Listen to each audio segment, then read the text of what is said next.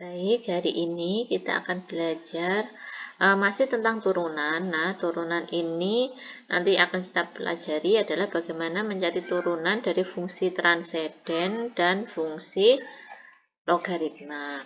Nah, untuk fungsi transenden terlebih dahulu. Fungsi transenden itu seperti apa? Nah, fungsi transenden adalah suatu fungsi yang di dalamnya memuat bilangan Euler. Bilangan Euler itu berapa? Nah, bilangan Euler ini adalah 2,7182881 dan sekian ya. Ini ada terusannya. Dan kemudian biasanya bilangan Euler ini sering kita jumpai di mana? Nah, biasanya kita jumpai di rumus untuk mencari jumlah penduduk. Nah, itu kita bisa menggunakan rumus P sama dengan P0 kali E pangkat RT.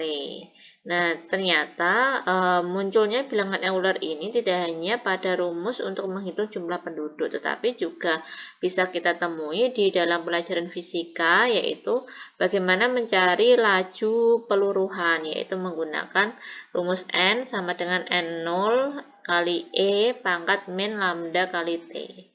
Nah, itu sekilas di mana kita biasanya menjumpai fungsi transenden. Nah, sekarang kita lihat teoremanya, yaitu misalkan kita punya bilangan Euler, yaitu Y sama dengan E pangkat X. Nah, ketika kita diminta untuk mencari turunan dari Y, maka Y aksen atau DY per DX sama dengan E pangkat X itu. Ya, berarti sama. Jadi, misalkan Y sama dengan E pangkat X, turunannya adalah E pangkat X juga. Nah, sekarang bagaimana kalau di sini bilangan Euler-nya tidak berpangkat X, tapi pangkatnya selain X saja.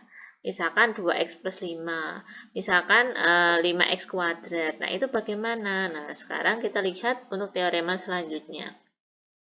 Yaitu jika Y sama dengan E pangkat U, ya, maka DY per DX atau Y aksen sama dengan E pangkat U kali DU per DX. Nah, sekarang kita lihat untuk contoh soalnya ya. Kita lihat untuk contoh soalnya, di sini kita mempunyai Y sama dengan E pangkat X plus 5X. Kita diminta untuk menurunkan dari Y ini. Nah, kita ingat bahwa pada teorema tadi, jika Y sama dengan E pangkat X, maka turunannya juga E pangkat X juga.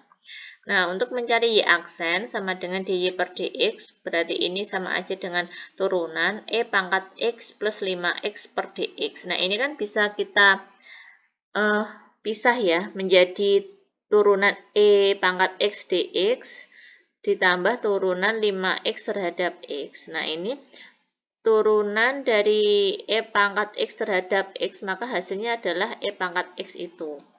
Kemudian turunan dari 5X terhadap X, maka hasilnya adalah 5.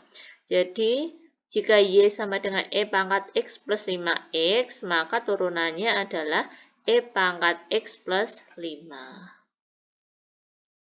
Sekarang kita lihat ke contoh soal yang kedua. Di sini misalkan kita punya Y sama dengan E pangkat 12X plus 5. Kita diminta untuk mencari Y aksen atau DY per DX-nya.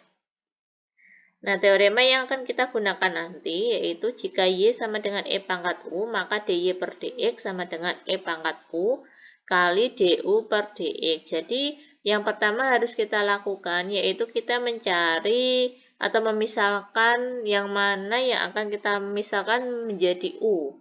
Nah, di sini yang akan kita misalkan menjadi U adalah pangkat dari E. Di sini pangkat E adalah 12X plus 5. Jadi U kita misalkan ya di sini adalah 12X plus 5. Dan kita harus mencari DU per DX, yaitu turunan dari U ini terhadap X. Jadi turunan dari 12X plus 5 yaitu 12 ya, karena turunan 12X terhadap X adalah 12. Turunan dari 5 adalah 0. Jadi 12 plus 0 adalah 12. Nah, sekarang tinggal kita masukkan ke rumus yang ada di teorema tadi ya. Kita tinggal memasukkan ke sini. Jadi, dy per dx sama dengan e pangkat u kali du per dx. E pangkat u sama dengan e pangkat 12x plus 5 kali du per dx ini 12. Jadi, kita masukkan di sini. Sehingga hasilnya adalah 12 kali e pangkat 12x plus 5.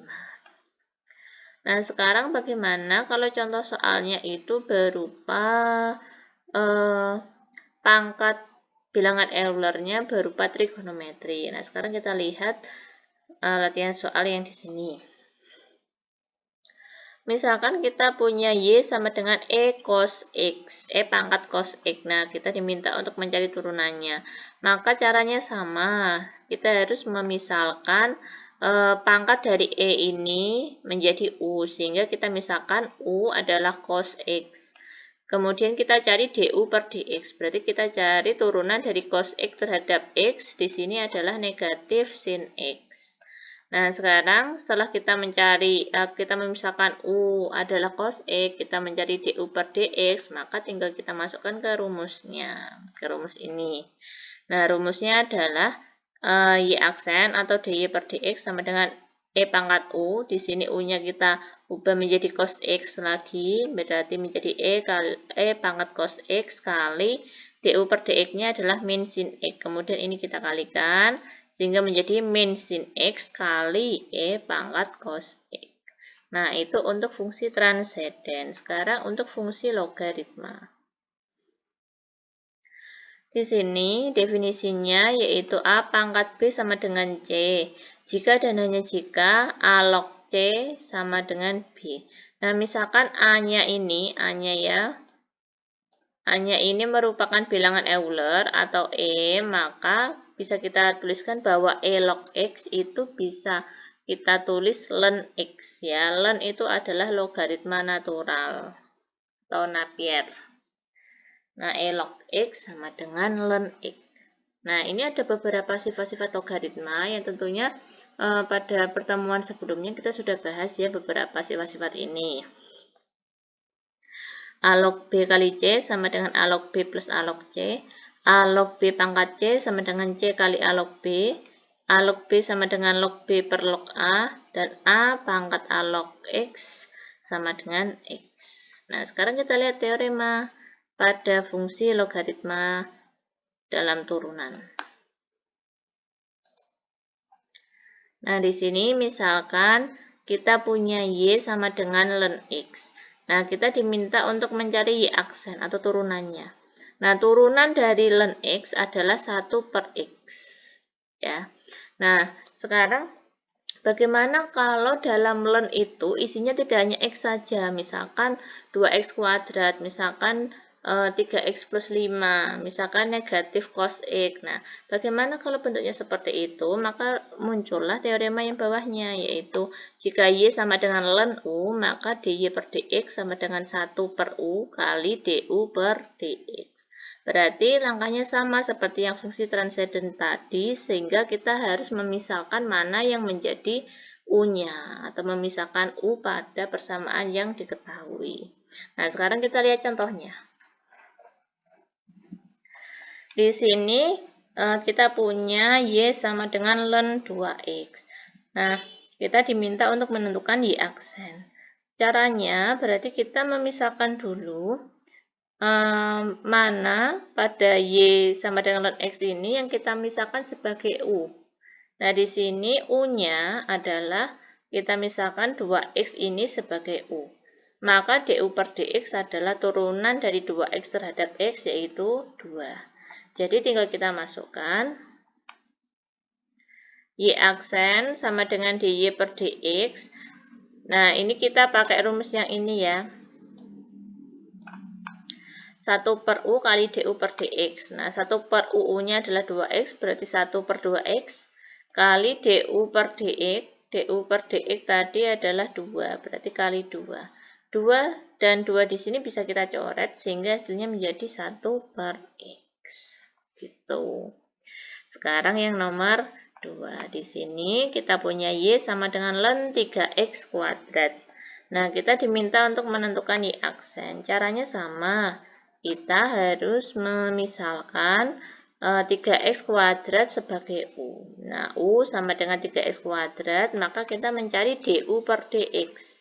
DU per DX adalah turunan 3X kuadrat terhadap X, maka hasilnya adalah 6X. Nah, kemudian kita masukkan ke rumusnya. Y aksen sama dengan DY per DX. Nah, U-nya ini, hasilnya ini kan 1 per U kali DU per DX. 1 per U-nya, dari rumus ini ya, 1 per U kali DU per DX. Nah, 1 per U berarti kan 1 per U-nya adalah 3X kuadrat kali DU per DX 6X. Nah, ini X dan X bisa kita coret ya, X-nya ini hilang dan X-nya yang di penyebut ini menjadi X pangkat 1. Kemudian 3 ini dicoret dengan 6 ini, 6 bagi 3 adalah 2, berarti ini hasilnya adalah 2 per X. Gitu.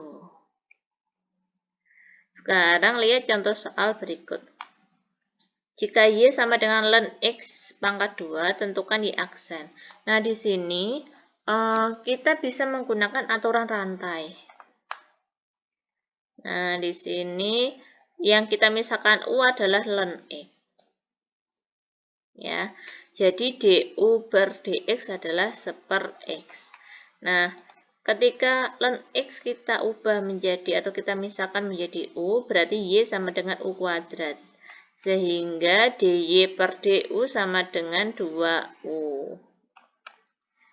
Betul ya, U pangkat 2 diturunkan menjadi 2 kali U atau 2U. Nah, di sini untuk mencari DY per DX, kita bisa menggunakan aturan rantai, yaitu DY per DU kali DU per DX. DY per DU di sini adalah 2U, tadi kan sudah dicari ya, kita masukkan. Kemudian DU per DX di sini adalah 1 per X, kemudian tinggal kita masukkan. Kemudian U-nya kita ubah, U-nya tadi adalah ln X. Berarti 2 kali ln X kali 1 menjadi 2 ln X per X. Maka hasilnya adalah ini. Baik, terima kasih atas perhatiannya.